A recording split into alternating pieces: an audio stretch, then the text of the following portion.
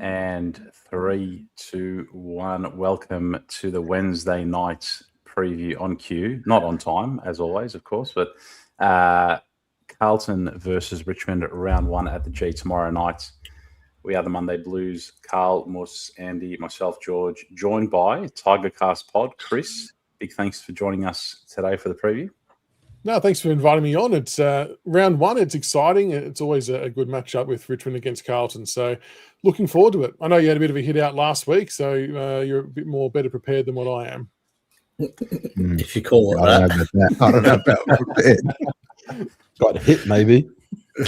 And so, yeah, for all our viewers, following on from True Bloods last week, trying some new stuff this year, Season 4 on TMB. It'd be great to get couple of opposition team potties giving us their time for our preview shows. So great to have Chris over. And if you're not familiar with Tigercast Pod, not only do they do great Tigers content, we are Blues, 99% Blues viewers here, but Chris also, I was a big viewer of your AFL 23 at the time, and I think also 26. Yeah. You do a bit of gaming content as well. So any avid gamers, definitely get around Tigercast Pod. But maybe just if you want to give us a bit of a background on yourself and your channel and how it came about and things that you'd stream as well.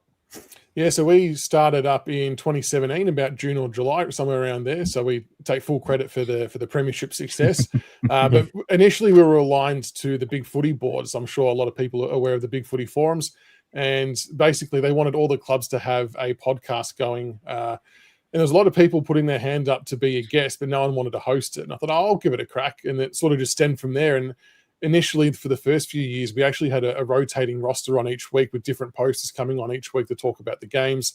But then we sort of found a really good sort of niche with 3 or 4 certain other posters. And then, we sort of stuck together as a Monday night crew, typically from then on out, doing a weekly review and preview show similar to what you guys do.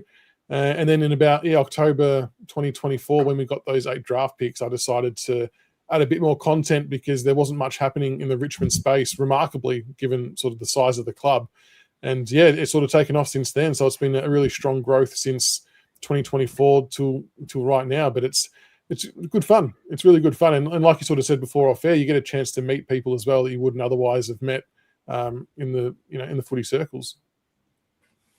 That's awesome, mate. And as I said, I used to look forward to scraps of information in your videos on the AFL games because notoriously you wouldn't get anything till like a week or 2 prior to release. And I know you used to do a few good videos there. So yeah, I was very lucky to get a lot of earlier access to certain things, largely because of my 9-to-5 job and the connection that we sort of have to the game of football. But yeah, it was good. It definitely came with a bit of heat as well. I know the game didn't launch as well as maybe everyone would have liked, but we're all AFL diehards and nuffies, and we're all just craving any type of AFL game, essentially. Yeah.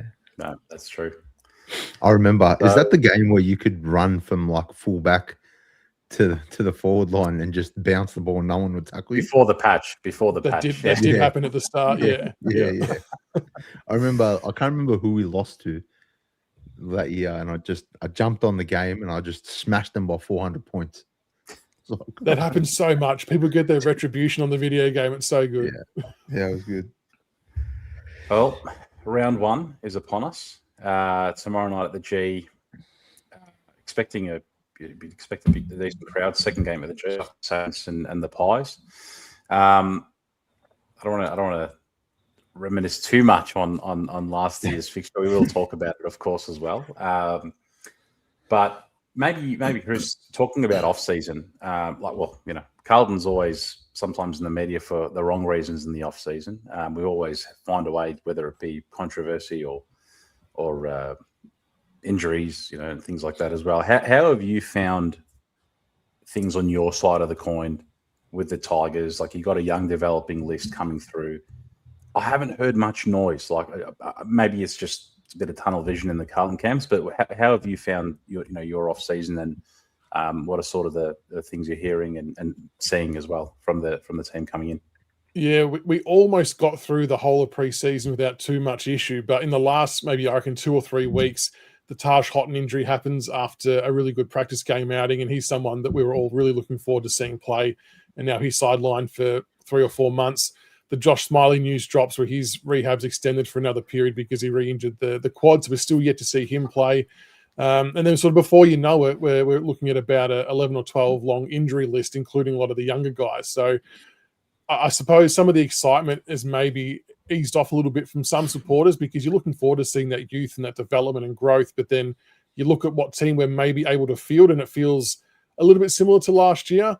But it does also feel like we have progressed a bit as well. I mean, when you've got that many young kids, Uze said a couple of times that you don't get a great deal of access to them in the preseason, so they couldn't really teach too much of the game plan. So last year, by the club's own admission, it was a very, very bare bones game plan.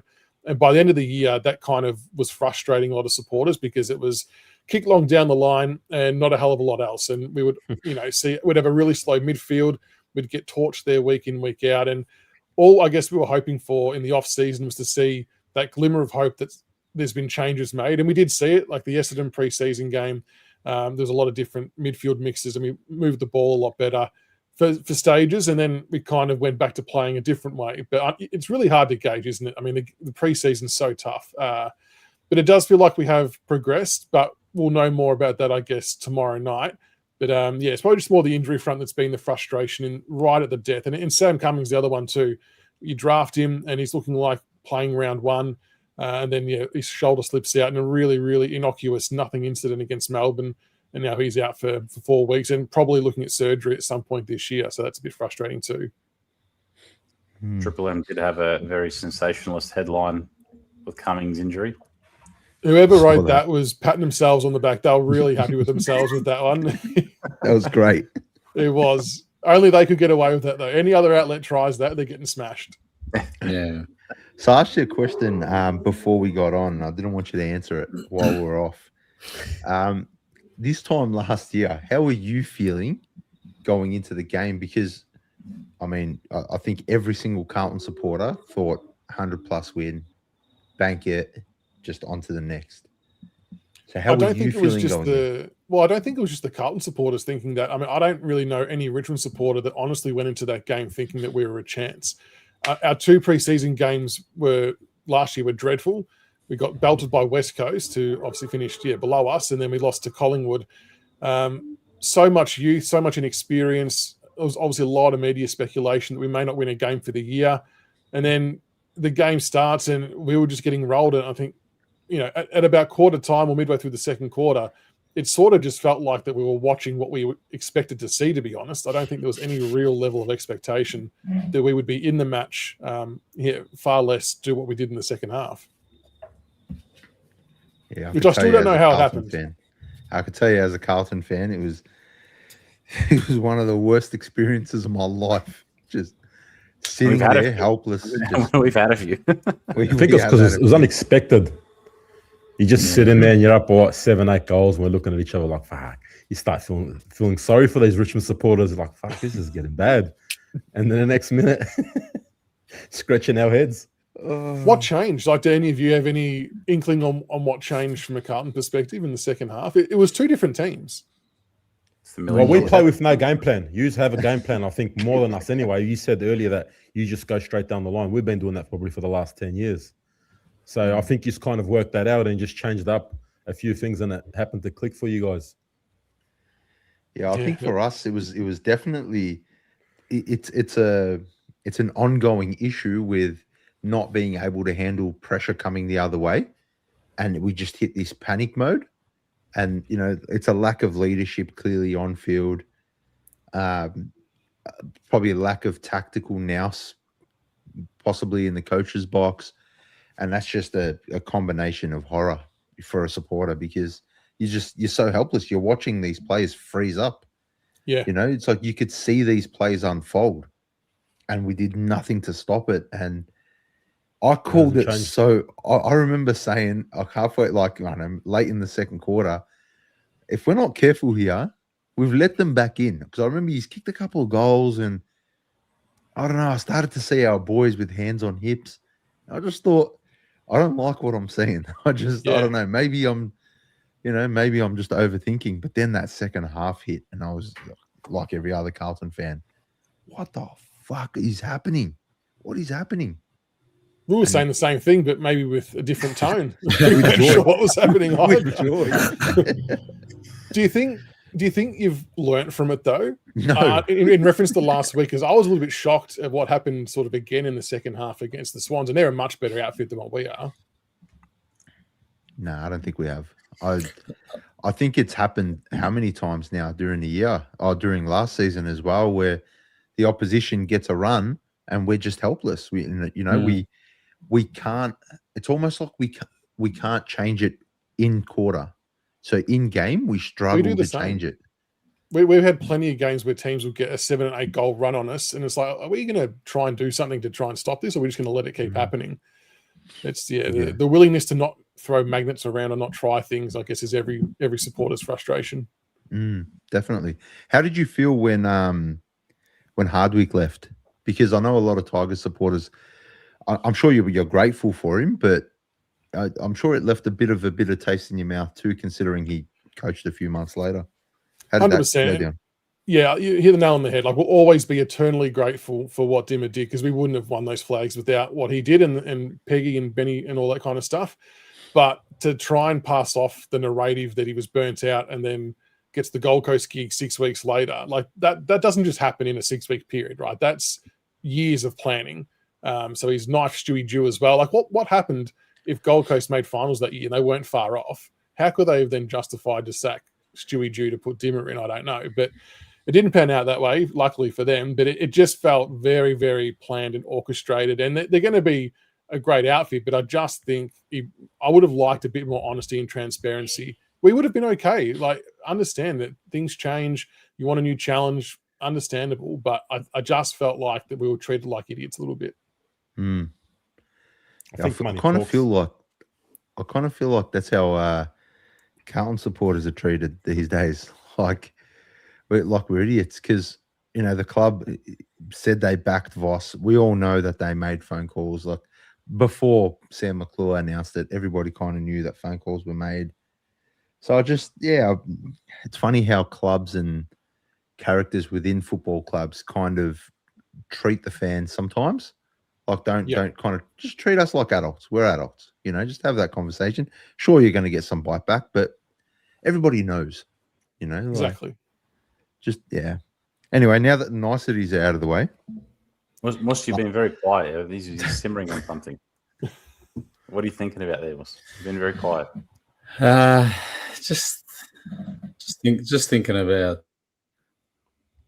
it's just Groundhog Day over and over and over, and we're having this conversation again. We're 24 hours away from finding out if we're exactly in the same position, how bad it is.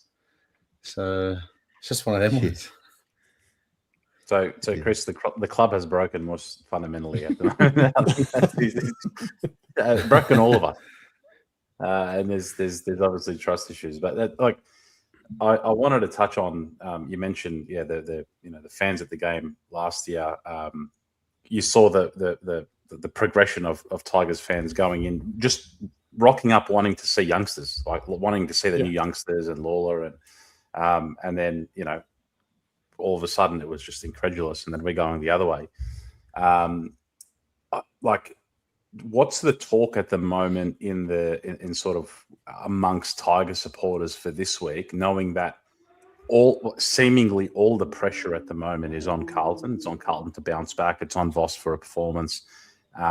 What's sort of the talk for this match and this week, knowing that our backs are sort of against the wall, and that's the way it's being portrayed? Has there been much talk amongst the Tiger faithful regarding this game? Yeah, it's very divided. There's definitely a portion of people who's like, yep, come on, this is a winnable game. We should be in our eyeballs.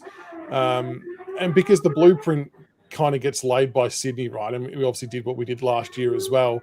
And as much as I hate opening rounds as just a general rule, unless everyone was playing at the same time, the only advantage it gives us, I suppose, is it gives us a look at what you did or didn't do well. But then on the flip side, you get a game under your belt. You're more match hardened, so maybe it offsets itself. But I think we would have to go in there thinking we're a fighting chance if we can apply enough pressure over the course of the game. And that's the big question. If we only do it for a quarter and a half, 2 quarters, it won't really do too much, because I'm fully expecting, and so are all Richmond supporters, that Carlton are going to come out breathing fire. They're not going to have accepted that loss to Sydney very well. and they're going to want to make amends for last year round one as well. So I'm expecting a pretty heated Carlton. Maybe it's a game where if we can weather the storm for the first half, maybe we give ourselves a chance in the second half if we can keep it close enough. I do think there's some parts of the ground, like I do think our back line in the tall department does match up well on your forwards. I always felt more nervous when it was Mackay and Curnow, the double threat. I think most teams would have felt nervous about that. But I do feel like we can curtail Mackay to an extent, only provided if we actually work hard in the midfield. If we don't run hard both ways and we let Walsh off the chain, if we let Cripps get easy ball inside 50 and Jagger Smith do what he wants to do, then it doesn't really matter who's defending if Harry can just lead up at the ball carrier and mark it 35 out. I know he's still got to kick it, and I know that's a bit of a sore spot potentially from the Blues perspective, but we can't afford to give Harry easy looks to get his confidence up, because if his confidence is up, he could turn 2 into 3 or 4 very quickly. Then the game starts to get a bit out of reach. But yeah, it's just if we can stay in it for long enough. And I think the problem that we might have, and we might have it for another year or two yet, is being able to try and kick a big enough score to win. We'll defend well, but Jonty Fall and Harry Armstrong are still very, very young. Lynch is obviously on the older side. We'll have a big battle with Wiedering, no doubt. And our delivery to the forward half has been dog shit the last couple of years, to be polite. So if we don't fix that, McGovern, Wiedering, they'll have a field day intercepting, and we might not be able to get near it. But if we have worked on that and shift the ball around and lower our eyes, we give ourselves a bit of a chance, I guess. So you're saying you win by 60 points? Definitely not. That'd be nice. We'll take that. No, I mean, so to give you some perspective on our Monday night show, the 3 other guys all tipped Carlton. So I tipped. Yep. I then felt obliged to pick Richmond. So I said Richmond by 12, but I think a lot of Richmond supporters are still very honest and realistic with where we're at. That the reality is that Carlton is still 3 or 4 years ahead of us developmentally, and even though you lost some players, you gained some good players. Ainsworth is a big concern for me. Like, while I said that I think we can match up okay on the talls, I think the biggest weakness for us defensively is maybe our lack of quicker medium type players to guard those types. So that's where I think we could come a little bit unstuck as well. And I actually think, and not a lot of Richmond supporters agree with me, it seems, on my socials, but I actually think we went in a little bit too tall. I was actually surprised we played Gibcus, just because I thought with the height of your 2 key forwards, I just thought that Bolter, Miller, and Campbell-Gray and Broad was probably sufficient to then go Gibcus again. We're obviously banking on trying to force you to play a certain way to intercept mark, but if that doesn't happen, if we don't apply the pressure to make that happen, then it could hurt us with your fleet-footedness up front. You said something really, really interesting about Richmond fans knowing where you were at. I think it's really important for a supporter base to know exactly where their team's at. I think that's the biggest confusion with Carlton right now. We don't know where we're at. Okay. Are we pushing for a top 8, top 10 spot, or are we kind of in a holding pattern, or are we, heading down? Like, there's been a lot of change at the club, and the positive side of me tells me, hey, we can really push for the top 8, top 10. But then quarters like last week, you just so quickly reminded how so far off the pace we are. So it felt like a big gap last year between the top 8 and then even maybe top 9, but the rest of us were sort of in struggle town. But I guess that's the big difference from last year to this year, isn't it? I mean, last year, all the talk from, I suppose, a Carlton perspective was genuinely top 6, top 8 areas. That's kind of where it seemed your natural progression was going to take you. So have you felt that you've had to reevaluate severely? We reevaluate mid-game all the time. Like, for us, it's like, man, we'll come out and we'll kill Sydney for a half. We'll have them rattled, and we're thinking, hey, we might have fixed something. We might have done something, and then we'll concede 75 points in the third quarter. Isn't that the most frustrating thing in football, when you know or you see your team can do it? It's like any danger of doing that for just 3.5 quarters and give ourselves a chance. Yeah, I think we're used to it, though. I think we're just used to it. Yeah, I think we're scarred. I think we're all genuinely traumatized. There have been, like Georgie mentioned before, there are so many moments that have probably traumatized us over the last 5-6 years, especially. Long time. I mean, you could go back 5. I'm 20 going years. 30. Yeah. Go 30 years. Bro. Yeah. So we've had some bad times too. At least you haven't lost a game after the siren to Carmichael Hunt. So consider yourselves lucky. that was crazy. I remember that game. That was. You guys were up by 16 points with like 2 minutes left. Yeah, you'd think you could control the footy and not concede a couple of goals, and you could see that unfolding. Like it was just the writing was on the wall for that. Yeah, but that was like all those moments. How did it feel winning that first flag? Yeah, it was unexpected. I mean, Adelaide were probably the best team all year, I thought. And even though we won the flag, I don't think we were the most skilled side that year. I thought we ended up just playing the best team football and just caused utter chaos. But yeah, being there, it was just a surreal experience. But even like the qualifying final against Geelong, for me, that was probably the turning point because Geelong had smoked us for so many years. It was getting frustrating beyond belief. So to beat them, that's when I think as supporters we started to believe shit, we're actually half a chance here. But no, it was an amazing occasion. And yeah, now it's come full circle a little bit where we're back down rebuilding. But I think I'm not mad about that. I think we're probably better off. Yeah, and I think but it would feel so different if we didn't get that. Like if we had been thereabouts but didn't get to the top and then you bottom out like we have, I think it would be a different feeling as a Richmond supporter. So lucky, 3 flags. And people still try and discredit it, which is.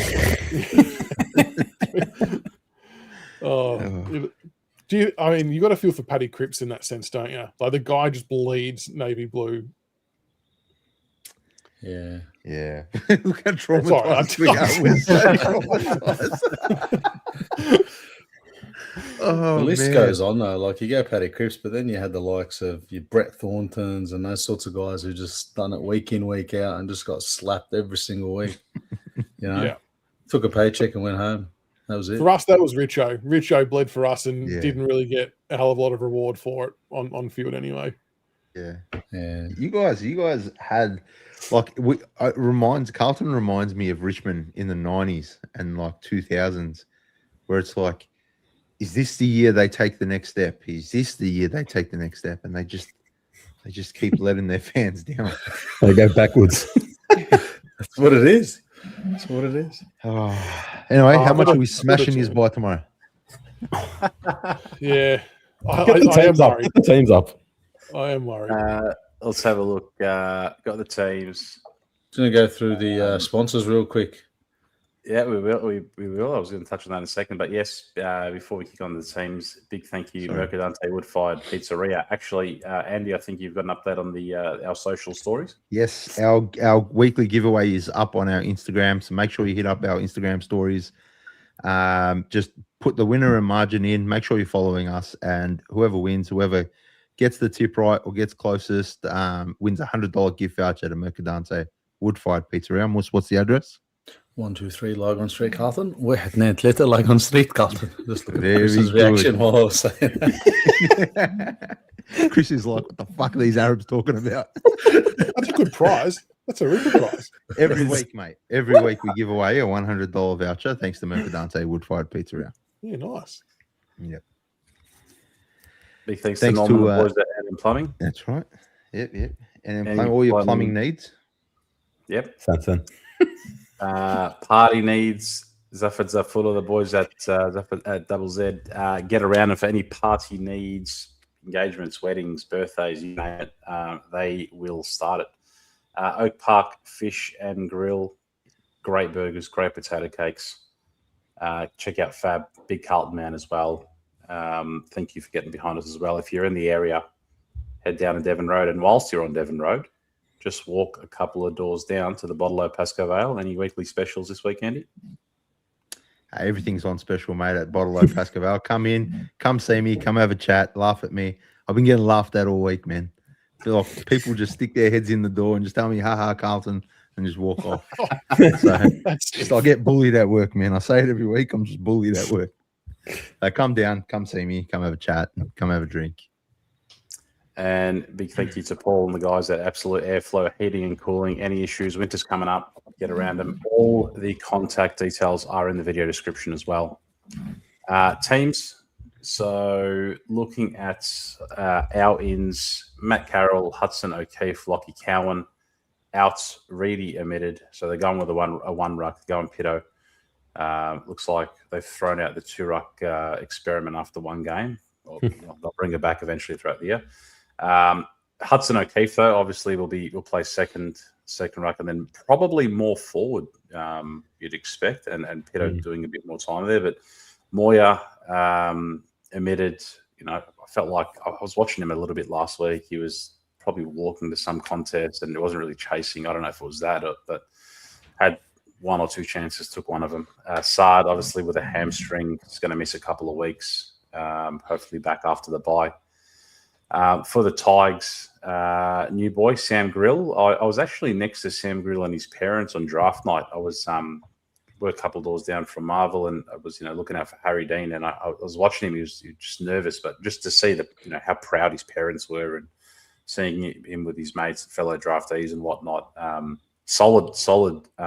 Solid bloke for his height as well. Bill, what's sort of the raps on him, Chris? He's a mad Carlton supporter too. Well, his family are anyway, so that's interesting. He gets a debut against the club he supported, but he's had a really, really good pre-season. We obviously had him play in our VFL team a couple of games last year as well. It's such a good concept to be able to do that. So we had a bit of a look there. And after speaking to Ry Geeshan, it was very evident that we had him on our radar for quite a while. And it was just about seeing if he could transition his football from halfback to the midfield in the under-18s comp, which he was able to do. Didn't have the best champs, but then has really hit the ground running for pre-season. Eager to learn, an absolute competitive animal. He often will line up on Seth Campbell during a lot of drills, and he is apparently just swearing at umpires, even if they're officials umpiring, because he just wants to win every contest. But we need speed. That's the one thing we've lacked a lot of last year, and he takes the game on at every possible chance he has, and I really hope we don't try and coach it out of him. Let him play on instinct. He'll play off halfback. He might go to the wing at some point, but you're going to see him try and break lines. He's going to overlap and try and zigzag through players. And yeah, you know what? He might get caught a couple of times, but it's all going to be a big learning for him. He's got a good tank as well, but he just adds something that we haven't really had from the back half of the ground, probably since Dan Rioli, just in terms of his speed and ability to break away. Short, he's lost a yard of pace. Banks is quick, but not aggressively quick, not aggressive like what Sam Grill is. So I'm really looking forward to seeing what he can do. And if it was up to me, I wouldn't even be against rotating him through the midfield at some point, because I think if we don't get pace in there, that's where you guys will probably hurt us. Is there anything on our team? Like, is there a player or a couple of players that you look at and you think we need to watch them? Like, if we stop them, we stop Carlton. The big one, I think, Sam Walsh. I thought he was really prolific against Sydney. He's had a massive pre-season, obviously got the contract as well, so he's up and about and loving life.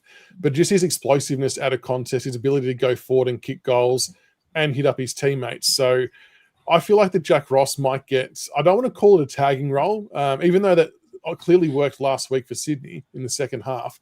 But I wouldn't mind Jack Ross just guarding him closely at stoppages, but then trying to still do his own thing offensively as well. Because for us, Jack Ross was one of our better forward half players in terms of score involvements and assists and things like that, which a lot of supporters for Richmond probably don't even realise themselves. He's a bit of a maligned player. But I think he can do a role, and we have to pay close attention to Walsh. Cripps speaks for himself, right? You almost concede he's going to get 30 to 35, and the best he can probably then try and do is impact the quality of possession. If we can get him to just blast it forward rather than actually finding a target, whether it's a release handball or kick, that's probably our best bet there. What's and the down target? back, what's the target? Yeah, we don't hit targets. Speaking home, I feel you. We're the same. Tim Taranto and Jacob Hopper do very similar. They win a shitload of the ball, but it's often not too meaningful, which can be a big difference. And then Jacob Wiedering, like making sure that we don't let him control the back half like he'll want to.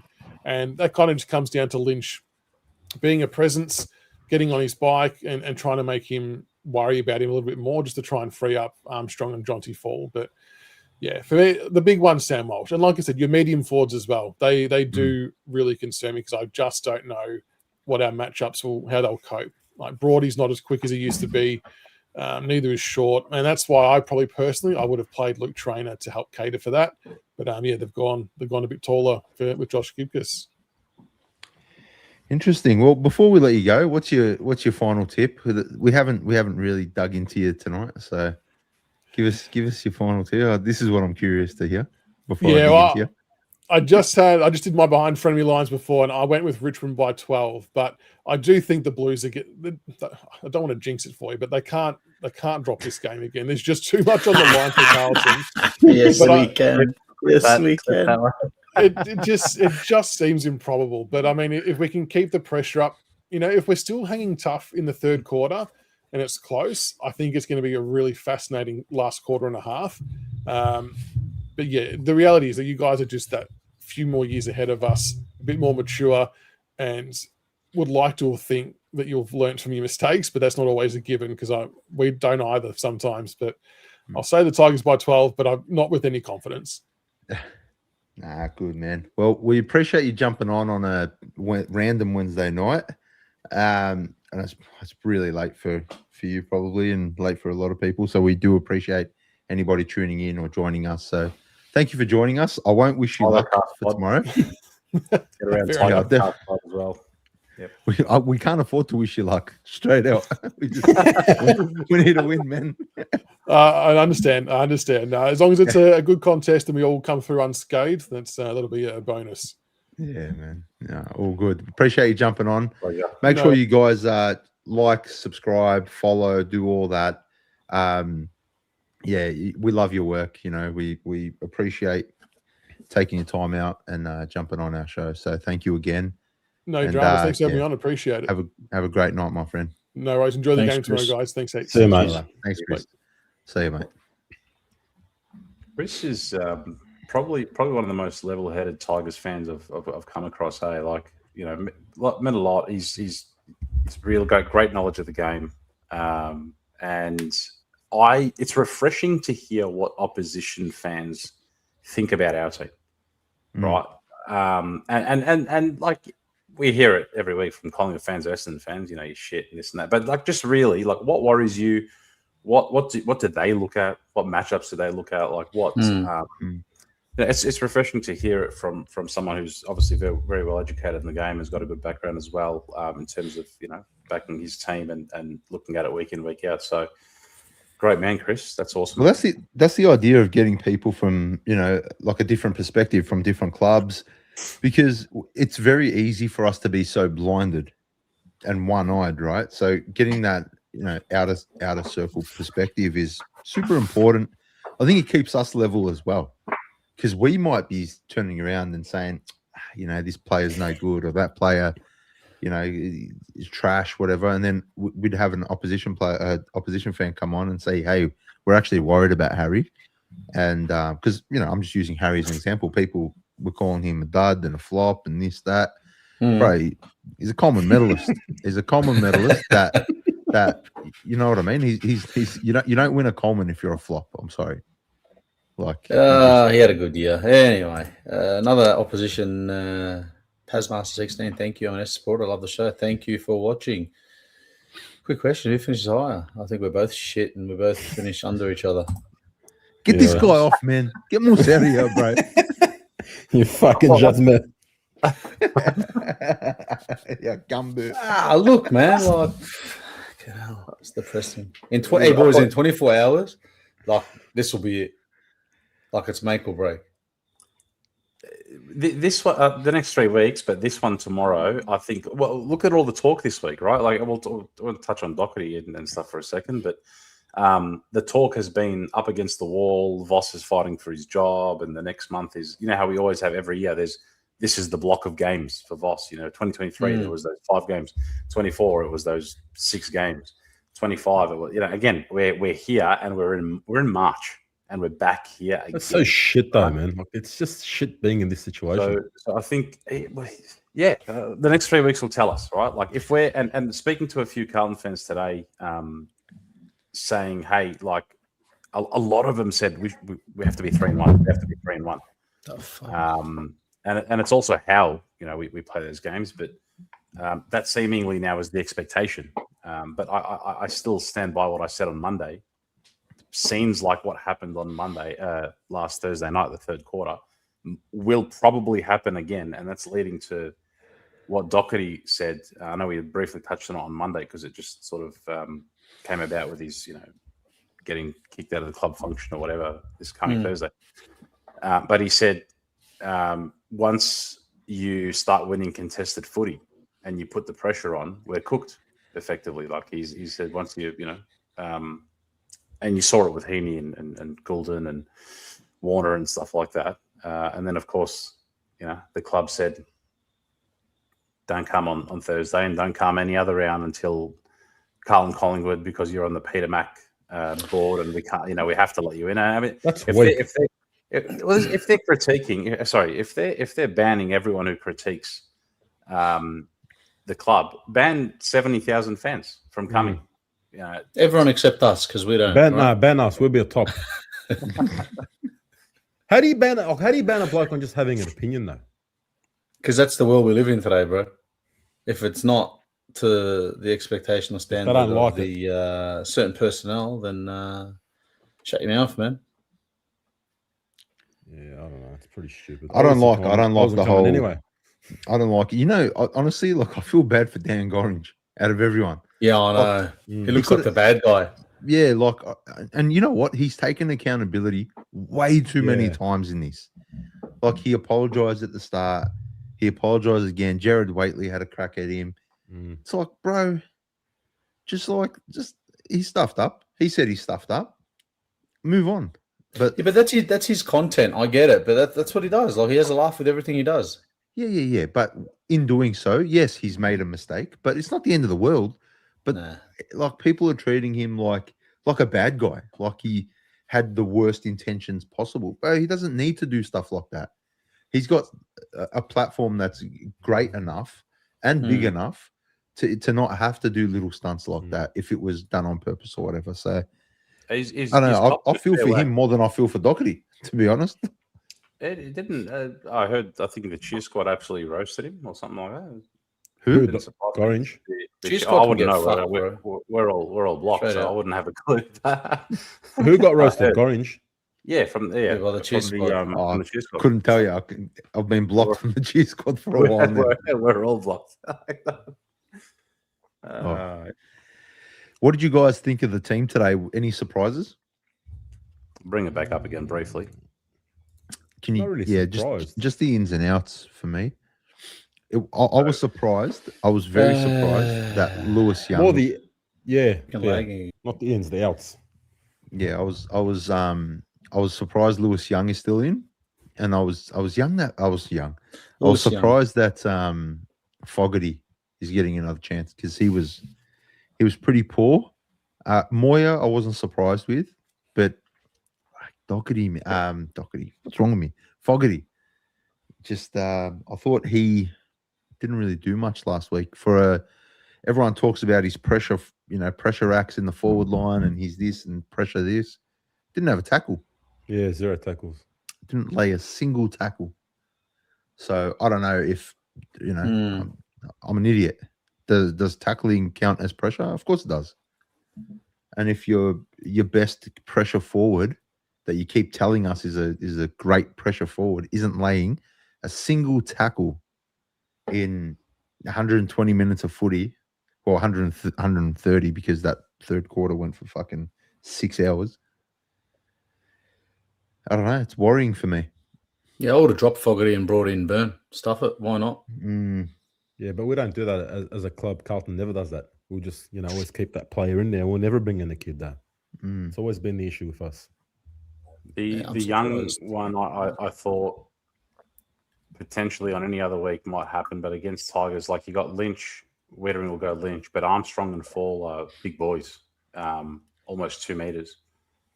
And I'm pretty sure they're 196, 195, 196. They're you're going to have one with Young and Gov. But what's Young going to do though? Like, what's he going to bring? Just a tall body. I'm surprised they didn't bring in Dirksen. Yeah, I'd rather Dirksen over Young, probably even McGovern if I'm being real. But whatever. I don't know, man. We should get it done. So We we're should bringing get it done. two defenders. Like, how much One's better coming- would that be, Carl, just quickly, if we didn't have, for me, I don't give a shit. No McGovern, no Young, play Haynes and play Newman. How much better would that be? Haynes is he still injured? Injured. Yeah, a couple of weeks Yeah, away. but he's playing VFL this week. Yeah. So Haynes and Newman come in, those two go out. For me, that's probably our best back line we've ever had. Ever. Yep. Ever. Yep. Wow. Sylvania name doesn't exist in the club, mate. Yeah, but Newman hasn't played in a year, yeah, and he's not young. He's not Yeah, I old. think his footy brain and his smarts is just next level. I think we've missed that. I think McGovern plays forward too. I think he's trained forward all week as well. So Well, I was going to So say, Carl, Carroll you and were touching Cowan on it. backwards. You were touching on it, Carl. If they're coming in, it's either you'd have to go Gov or Williams. and then all of a sudden you flip that again, which I spoke think- about. I think McGovern in the forward line could do something. Well, he's better in the back line because he seems to always turn it over. He's playing forward for them. You know what I want to see? I want to see everyone get the fuck out of the arc and put Hudson O'Keefe in there and let him run amok. Why are you yelling about? Just like that. All right, fair enough. Hudson O'Keefe, one out in the square. Everyone else, fuck off. Yeah, Well- it's such a weird. I don't know. It's a weird feeling going into the game tomorrow. It's like, are we that shit? I don't think we're Yeah. that shit. I think we should smash them, right? I think 80 plus, we have to. I actually think, bro, if we're not a 13 goal better side than Richmond, then Where do you see Chris the goals said- coming from? Where are the goals coming from, bro? Have you seen our forward line entries? Haywood, don't worry. Yeah, kick Haywood will forward. snag a few, and Yeah. I absolutely believe that. He'd probably be our Ainsworth highest goal kicked a scorer. couple. Yeah. Harry kicked 3 or 4. Look, after last year, I don't think we're in a position to say, yeah, it's going to be that much. So this is what I asked George the other day. To say that, all right, last week was an anomaly and we've improved or whatever, what's the margin we need to win by? As a Carlton supporter, I think just win. No. But what's the margin we need to Can win I be by? honest? You've got to be at least 7-8 goals. Minimum. No matter what we win by tomorrow, I can't believe I said no matter what we win by, provided we do win tomorrow, for me, no matter how much we win by, it means fuck all. What if we win the week after and the week after that? Well, we can't the week after. We've got to buy. So I mean, the week probably after still that. lose that. The week after and the week after, Look, George, if we go on a run and we play some good footy, then I say it's starting to gel and it's starting to click and work. But until I see something where it's actually flowing and making it like it needs to look like it's supposed Sick to in work. the head, bro. I'm sick in the head. Do you know what I mean, George? It needs to look like it's supposed to be that way. Not that fuck we just got it on momentum and kicked 4 or 5 goals and we won. So But what this if we is- win by over 100? Nothing? Oh, look, if we went over by over 100, then obviously something's clicked and it's worked, right? Because at the end of the day, no matter who we're playing, the AFL footballers, they are kids, whatever, but the AFL footballers are at that elite level, right? So if you win by over 100, then your system's working. So for me, this is what I meant on Monday when I said that we'll probably get a better look at what we're trying to do against teams like Richmond, North, and Melbourne. I think it was way too hard to do it against Sydney. Too much high end talent. And in Sydney Whereas as well. in Sydney, the wet, I can't stress enough just how humid it was out there. Like if everybody who was there can attest to it. It was so humid. So like the conditions weren't great. And I'm not saying, we should have won or whatever. Sydney was probably always going to beat us, but you got to hang your hat on something. And that something is we did it for a half again, right? And I'm not saying again, things are great. But if we can build into a third quarter, if we can build into a fourth quarter, then, you give yourself every chance to put on show what you're trying to do. You know, whether it's ball movement, tactical, whatever we're trying to do, whatever we've worked on, we'll probably get a fair chance to see it in the next few weeks. It was just way too hard to do it against Sydney, I think, for 4 quarters. You know, I don't think we're at that level yet. But give it a few weeks, and I think I don't think things are as bad as what they seem right now. I think a lot of it is just our own heads. We're just getting into our own heads. Carlton fans, bro, we feed into each other. You know, like there are memes about like, the club's done. You know, and then there's the Sack Voss Brigade, which I'm probably captain of. And then you got like, you know, oh no, the season's done. It's one game. It was one horrific game. But we'll give ourselves a chance to put everything on show. In 2 weeks, 3 weeks, whatever. If we haven't seen anything, then hey, we're probably not heading in the right direction. But you know, I think give it time and we'll start to see what we're actually working on. I think it's a good opportunity now. Maybe I'm wrong. Maybe we'll come out and get smacked. I think the next 3 games are non-excusable. We can't lose them.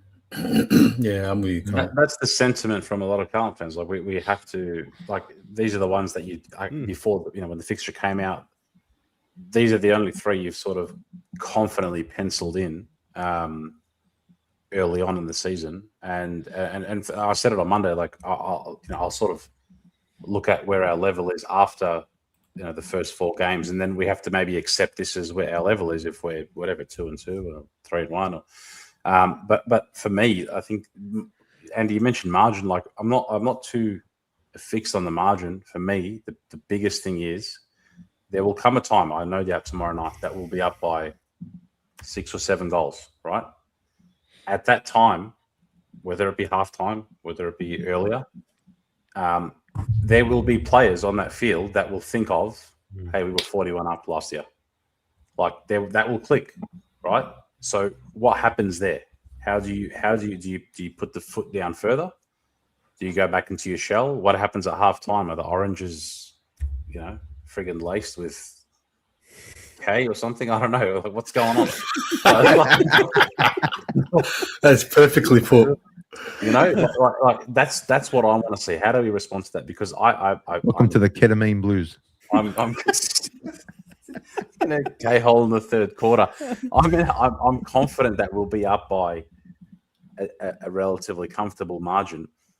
But again, it's not about us not being happy or anything. It's about that dread. You know, that dread that fills you. Like Mus does it in the first 3 minutes usually. Like we'll cop a goal and Mus like, yeah, we're done. It's the one where like you're up by a couple of goals. And then you can't get comfortable. You're like, it's coming. And against Sydney, we knew it was coming, right? I don't think anyone expected. We've been found out, boys. A few happy campers. Gender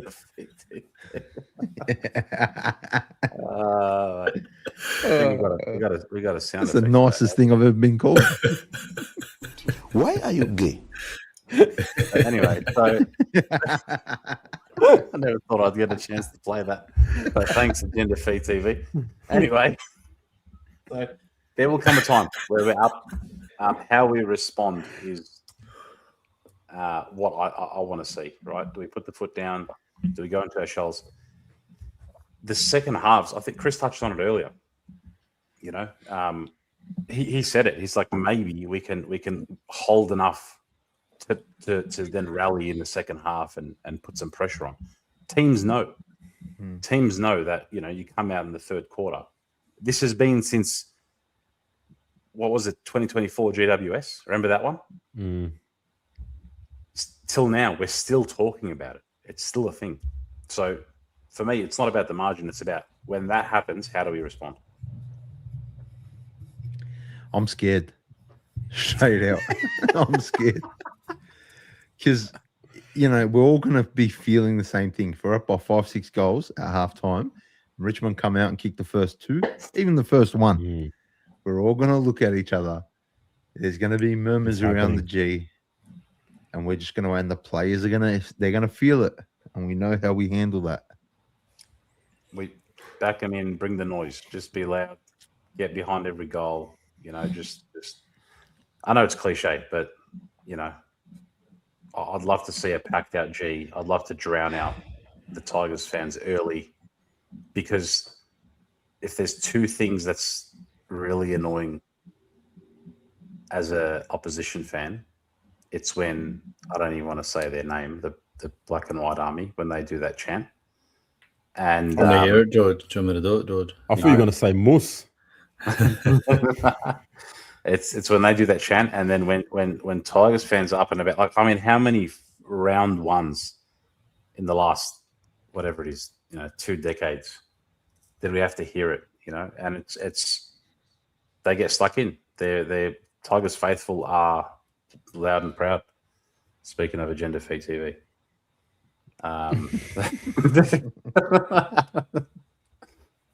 Yeah. Bring the noise. Oh, let's get into tips. G up, boys. We got this. Kick us off, mate. Told you, I said it last time we tipped. I'm not tipping against us all. Yeah, I know what the fuck I'm thinking, but here we go. I think it's going to be a lot closer than we think. I think we're going to be behind most of the game, to be honest. Oh, wow. Yeah, but I think we win by 4 points. That's bad, bro. That's sack Voss right now. Yeah. Carlton by 4. Goals, best player. Put Put your tips in the chat. Don't give a fuck. Just get the like button in the chat. If you're in the chat, smack the like button. Because most goals, I'm going to give Hayward most goals. Hayward and BOG. I'm going to go Walsh again. Moose.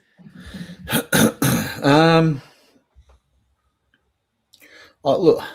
If I'm being real, you can't tip Richmond. You can't, and you're right. Fucking tip Richmond, right?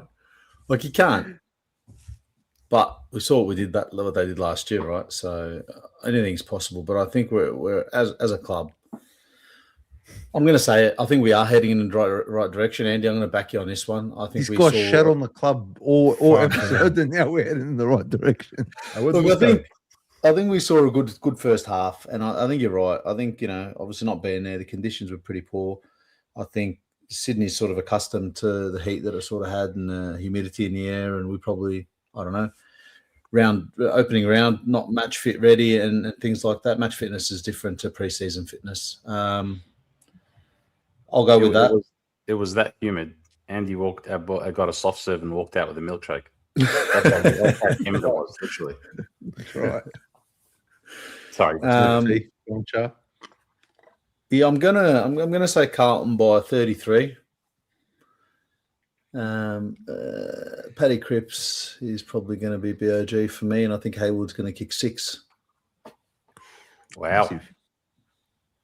Georgie? We'll go with that. I feel good. I actually, as the week's gone on, I feel better. I'm doing this to myself, yes. Blues by 50. Fucking hell, man. Blues by 50.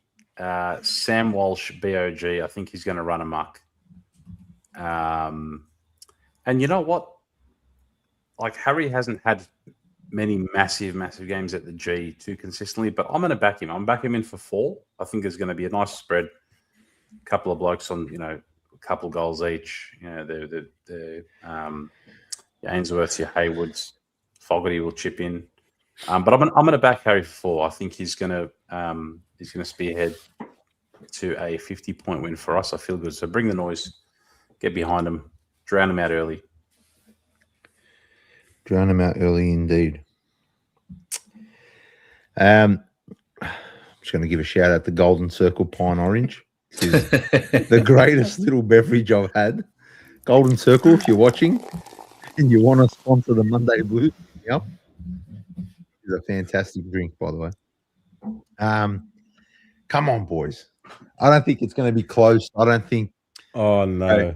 I'm telling you, I think we win by at least 15 goals. How many points is that? That's 90. Jeez.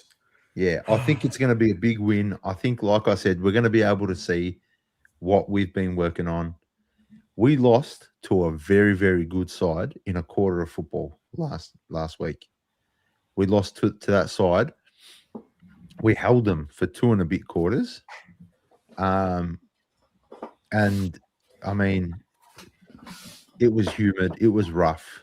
We're back home on the biggest stage, on the best ground in the world, at our home. We're going to fucking win, and we're going to win well. Carlton 90 plus. Fuck. We better win, man. We have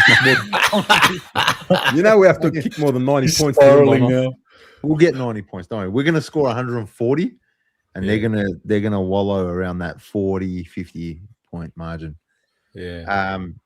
I think it's going to be a spread. I think there's going to be multiple players to kick 3 goals. I think there'll be 6 players to kick 3 goals. Just to name one of them. What's the you know weather what? check for tomorrow? Fogarty's going to kick 3. I'm putting Fogarty to kick 3 goals. He's going to bounce back. He's an athlete. He's a warrior.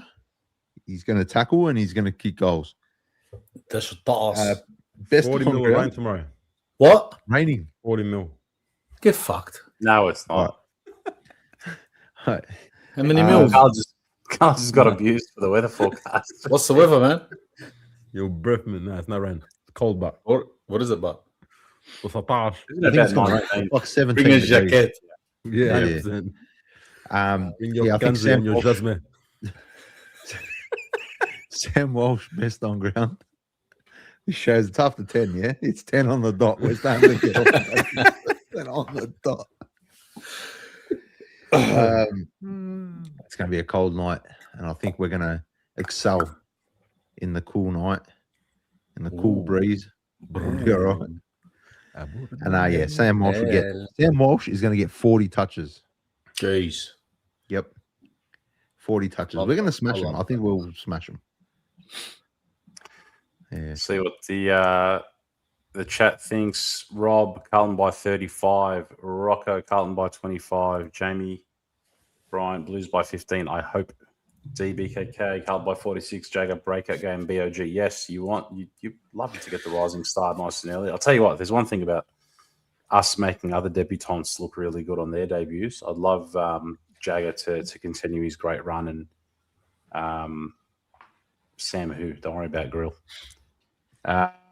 Petra Khan, we have better runners, more goal scoring options this year. Needs to click when? Who knows? John Holden, 100% head in the right direction. Unfortunately, it's going to take time. John said this on our show in the past as well. I think it's very important to be level-headed and understand and accept where we're at. Ramsey, feeling positive. Carlton by minus 16. I assume it's 16. Atush, only Carlton, get around him. All the socials. Baggers by 42. Jagger BOG with 30 and 3. Wow, what a game. 3 goals. I'll tell you what. Speaking Chuck of, a tenner on that. I like it. A man of culture, John Holden, straight pineapple juice rocks. What was I saying before the show aired? Yes. I said this, John, a man of culture. I'm a pineapple guy. I love pineapple. But Ananas. Pine orange.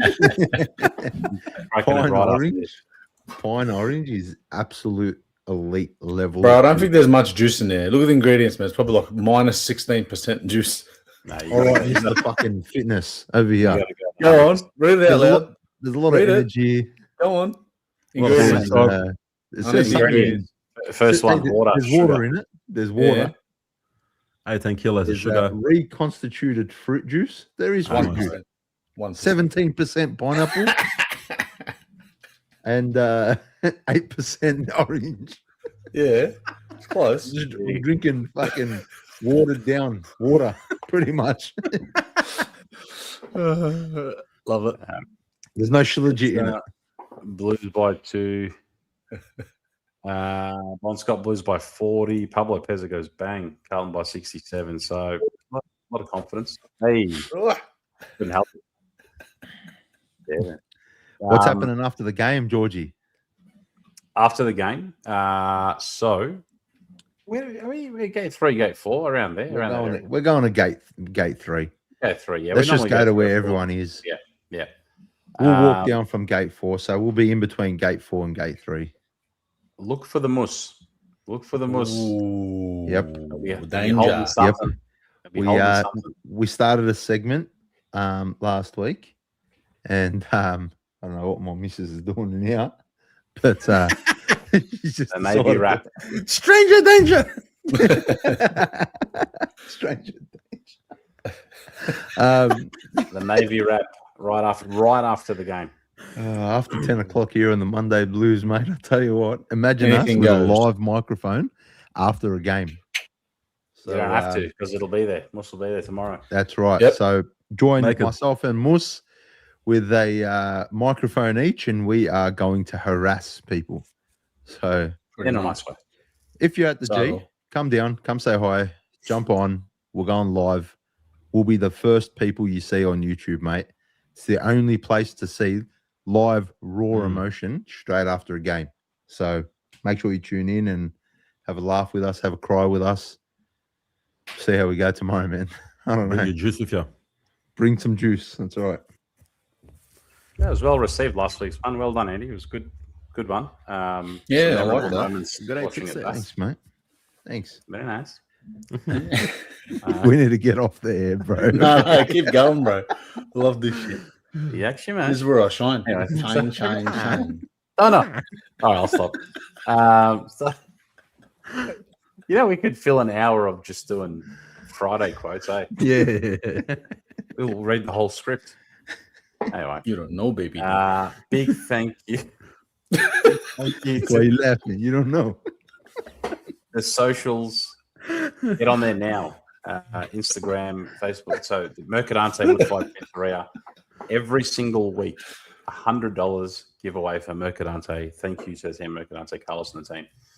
$100 giveaway if you correctly guess who wins and how much by. And if it's a draw?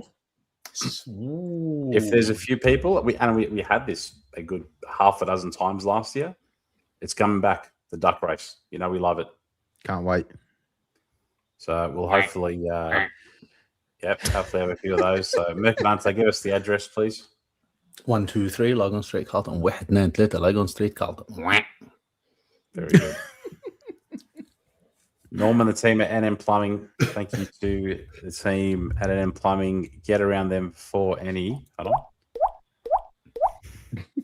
plumbing needs, resi, any issues, anything you need done, any projects. NM Plumbing. Thank you, Norman, the team. Zaffet Zafoulou as well. Any parties, engagements, birthdays, 30th, 40th, 50th, 70th, premiership wins after we win in September. Anything you want to celebrate. Get around the boys. Absolute party starters. They'll organise everything. Oak Park Fish and Grill. Thank you, Fab and the team. Insane potato cakes. Great burgers. Great service. Just a great Carlton chat. Fab is a Carlton man. Absolutely. Whilst you're there, a couple of doors down, Bottle of Pascoe Vale. 10% off if you come in and say fuck Moose. In. What if you keep saying it? Does it keep going up? Or multiplies. Just adds on. Compounds.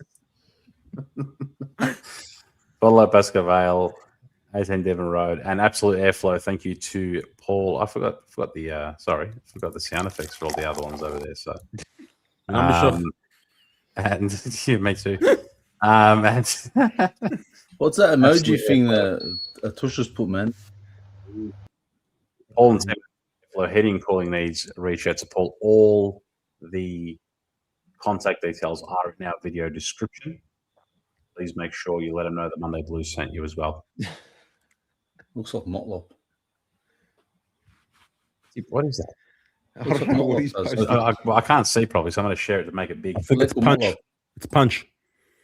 How upsetting is that little monkey? Can we talk about Punch? I'm shattered.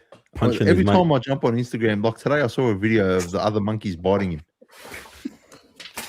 He's getting bullied. It was my first day in Japan when that video went online, and then Andy messaged me saying, "Go save Punch."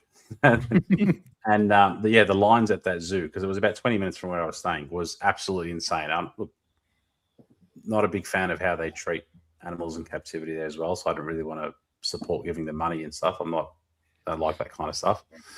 But yeah, wild. That little guy. There's Punch. Where is he? He's spiraling Punch. only Carlton. Free Punch. There he is. Video the guy gets punch. Asian guy.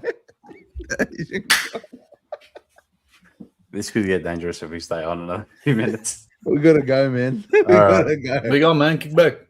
Tomorrow night, be there, be loud. After the game, gate 3, be around that area. Look for Moose.